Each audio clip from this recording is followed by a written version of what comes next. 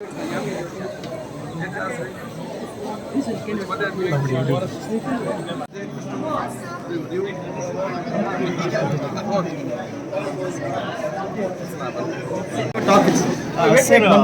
ಇಲ್ಲಿ ಬ್ಯಾಂಗ್ಳೂರಲ್ಲಿ ತುಂಬ ಜನ ಕೇರಳದಿಂದ ಬರ್ತಾ ಇದ್ದಾರೆ ಬಿಸ್ನೆಸ್ಸು, ಅದೇ ಥರ ಅದಕ್ಕೆ ಸ್ವಲ್ಪ ಸಪೋರ್ಟ್ ಆಗಿ ನಮ್ಮ ಮಾತಾಡ್ತೀವಿ. ಈಗ ನನಗೆ ಅತ್ಯಂತ ಸಂತೋಷ. ಕರ್ನಾಟಕ ಅಂತ ಹೇಳಿದರೆ ಇವತ್ತು ಎಲ್ಲ ರಾಜ್ಯದವರು ಎಲ್ಲ ಪ್ರದೇಶದಲ್ಲಿ ಬರಬೇಕು, ವ್ಯಾಪಾರ ಮಾಡಬೇಕು, ನೆಲೆಯಲ್ಲಿ ಬೇಕಾದ ಪೊಟೆನ್ಷಿಯಲ್ ಇರುವಂಥದ್ದು ಪ್ರದೇಶವಾಗಿದೆ. ಹಾಗೆ ಇಲ್ಲಿಗೆ ಯಾರೆಲ್ಲ ಬರ್ತಾರೆ, ಇಲ್ಲಿ ಯಾರು ವ್ಯಾಪಾರ ಮಾಡ್ತಾರೆ, ಅವ್ರಿಗೆ ನೆಮ್ಮದಿಯಿಂದ ಸಂತೋಷದಿಂದ ವ್ಯಾಪಾರ ಮಾಡಿಸಿಕೊಂಡು ಅವರಿಗೂ ಆರ್ಥಿಕವಾದ ಲಾಭ ಆಗಬೇಕು ಮತ್ತು ಆರ್ಥಿಕವಾದ ಶಿಕ್ಷಣ ನಮ್ಮ ರಾಜ್ಯಕ್ಕೆ ಸಿಗಬೇಕು. ಇದಕ್ಕೆ ಬೇಕಾದ ವ್ಯವಸ್ಥೆ ನಮ್ಮ ಜವಾಬ್ದಾರಿ.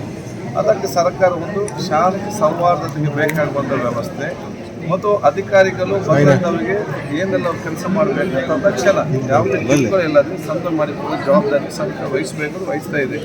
ಬಹುಶಃ ಎಲ್ಲರೂ ಬರ್ತಾರೆ, ಪ್ರೀತಿ ಎಲ್ಲರೂ ಸ್ವಾಗತಿಸ್ತೇವೆ. ಸರ್, ನಮ್ಮ ಚಾನಲ್ ತುಂಬ ಜನ ಮಲಯಾಳಂ ನೋಡ್ತಾ ಇದ್ದಾರೆ.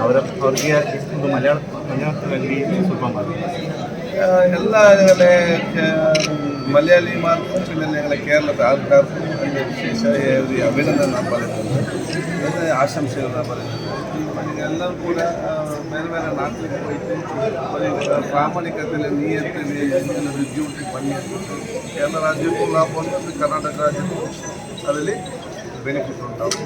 പിന്നെ എവിടേക്കെಲ್ಲ വന്നവിടെ നിങ്ങൾ ആ പ്രദേശಕ್ಕೆ ಅನುಸಾರವಾയിട്ട് ನಡೆದಕ್ಕೆ ಎಲ್ಲ ಆಲ್ಮಾದಿಗಳು ಇಷ್ಟಪಡದಂಥ ಅವರಿಗೆ ವ್ಯಕ್ತಿತ್ವ കേരള എത്തിക്കൊണ്ട് അത് എല്ലാ യങ് ജനറേഷൻ അതിനെ മെയിൻറ്റെയിൻ ആക്കും.